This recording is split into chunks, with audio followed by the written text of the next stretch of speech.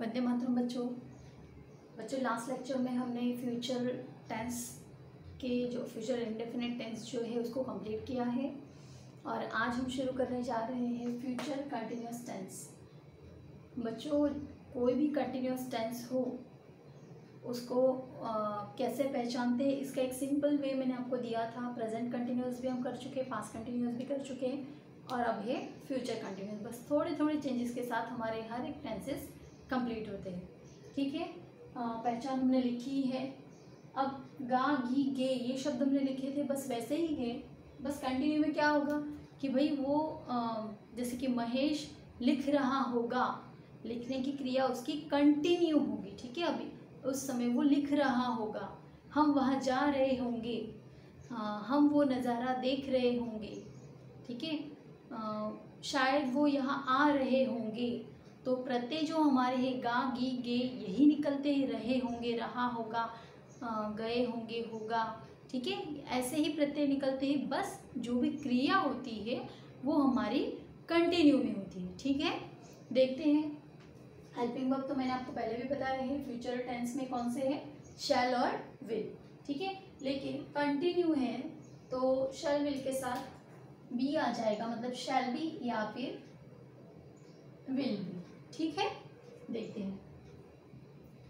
अब हम इसके अफर्मेटिव से स्टार्ट करते हैं। अफर्मेटिव है सब्जेक्ट, सब्जेक्ट के बाद हमारे हेल्पिंग वर्ब आएगी शैल और विल, जो हमारे सब्जेक्ट के अकॉर्डिंग आएगी। जो मैंने आपको दोनों लेक्चर्स में बता दिया है कि भाई आई और वी हुआ तो शैल आता है और बाकी सबके साथ विल आता है। लेकिन कौन सी कंडीशंस होती है कि उनके साथ आई वी होने के बावजूद विल आता है। ठीक है, जैसे कि प्रॉमिस, थैंक यू, धमकी, डिटर्मिनेशन, ऐसे कोई वाक्य में ऐसे शब्दों का सूचन होता है। ठीक है, तो उस संजोग में आई वी के साथ शैल आता है। ये बात मैं 3 से 4 बार रिपीट कर चुकी हूँ, अभी आपको एकदम अच्छे से याद हो जानी चाहिए। फिर उसके साथ मेन वर्ब की फर्स्ट फॉर्म और आईएनजी लग जाते हैं। ठीक है, इसको हम V4 भी कहते हैं। और फिर हमारा आएगा ऑब्जेक्ट। क्लियर है, देखते हैं। वे खेल रहे होंगे। अब वे है यहाँ पे एक वचन है कि बहुवचन है, बहुवचन है। ठीक है, दे। अब दे के साथ क्या आएगा, हेल्पिंग वर्ब विल आएगा। क्लियर है, मैंने आपको बता दिया है। They will be. ठीक है, दे विल बी। खेलना हमारा क्या है, मेन वर्ब है, तो खेलने के लिए क्या आता है, प्ले। अब प्ले के साथ क्या लग जाएगा, आईएनजी हो जाएगा हमारा playing. They will be playing. हो गया हमारा first sentence. Subject, helping verb और मेन वर्ब, यहाँ पे ऑब्जेक्ट नहीं दिया है। ठीक है, ओके। विद्यार्थी गृह कार्य कर रहे होंगे। विद्यार्थी, स्टूडेंट्स, स्टूडेंट्स विल बी। अब वर्ब क्या है हमारी, करना, तो करने के लिए डू के साथ आईएनजी लग गया, हो गया डूइंग। ठीक है, स्टूडेंट्स विल बी डूइंग। अब ऑब्जेक्ट क्या है हमारा, गृह कार्य। गृह कार्य को हम क्या कहते हैं, HW, होमवर्क। ठीक है, students will be doing homework. हाँ, यहाँ पे अगर ऐसा होता विद्यार्थी अपना गृह कार्य कर रहे होंगे तो क्या आता, students will be doing their homework. ठीक है, अपना होता तो यहाँ पे देयर आता। ओके ओके, लेकिन हमें जितना दिया है बस उतना ही करना होता है। तो यहाँ पे नहीं है तो हम एक्स्ट्रा क्यों जोड़ी, यहाँ पे अपना दिया होता तो लिखते, नहीं है तो नहीं किया।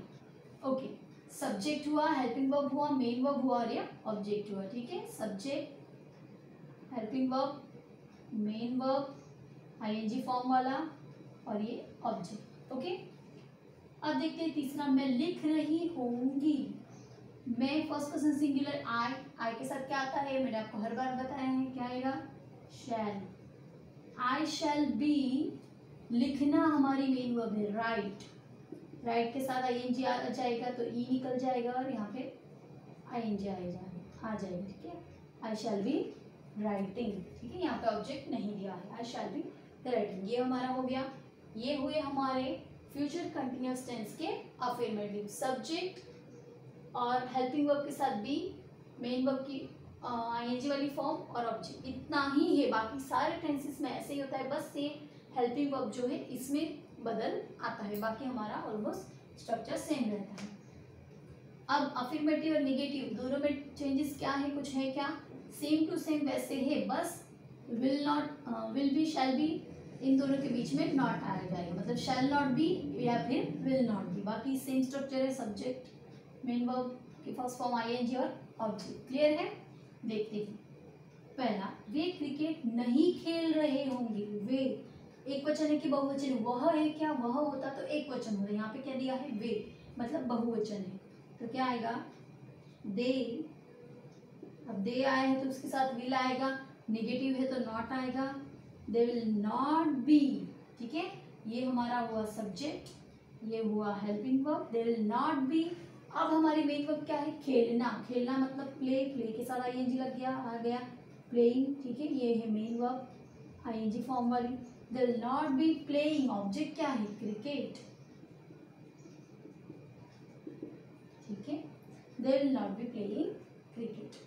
Subject helping verb main verb की आईएनजी वाली फॉर्म, ऑब्जेक्ट। देखिए स्ट्रक्चर के अकॉर्डिंग ही हमारा सेंटेंस क्लियर होता है, आपको बस स्ट्रक्चर आपके दिमाग में क्लियर होना चाहिए। विद्यार्थी अपना समय बर्बाद नहीं कर रहे होंगे। आई होप कि आप नहीं कर रहे होंगे, समय से अपना काम कर रहे होंगे, अच्छे से पढ़ाई कर रहे होंगे, इसलिए मैंने ये सेंटेंस लिया है। देखते हैं अब विद्यार्थी, अगेन क्या आएगा? स्टूडेंट्स। इसे आप प्यूपिल भी लिख सकते हो, ठीक है, प्यूपिल मतलब भी विद्यार्थी होता है।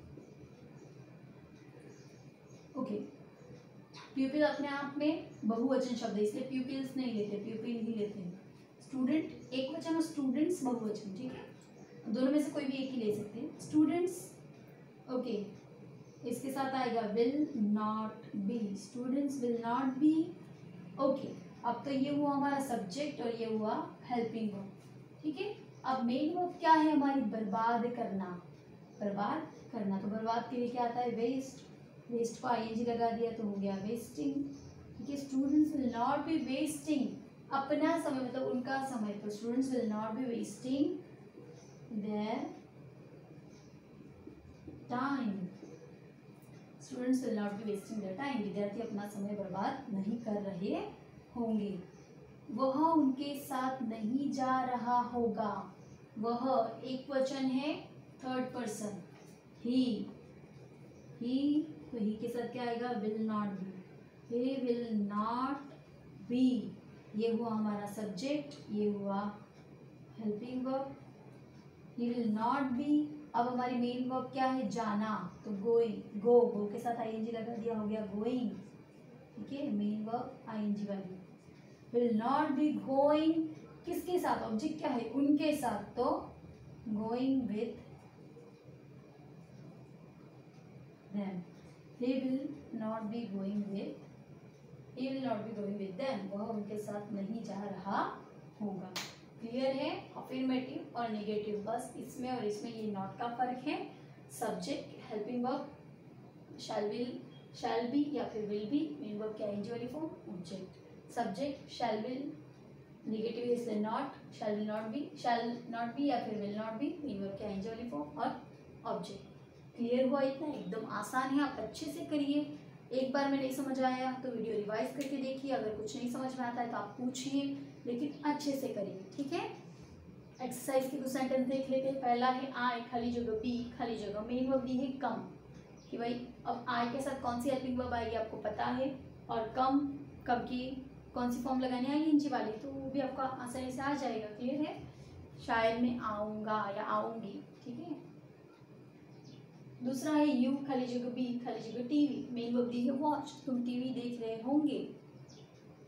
तीसरा है ही खाली जगह नॉट बी खाली जगह अलाई, नेगेटिव का है, मेन वर्ब दी है टेल मतलब कहना, कि भाई तुम झूठ नहीं बोल रहे, तुम नहीं, वह ही दिया है, वह झूठ नहीं बोल रहा होगा।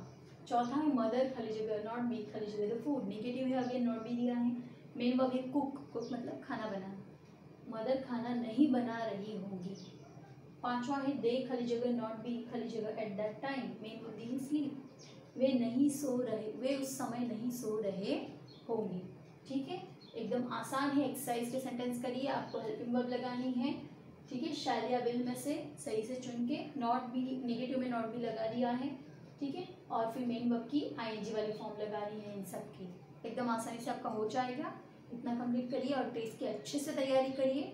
अगले लेक्चर में आगे का कंप्लीट करेंगे, इसके इंट्रोगेटिव और डबल इंट्रोगेटिव देखेंगे। तब तक वंदे मातरम।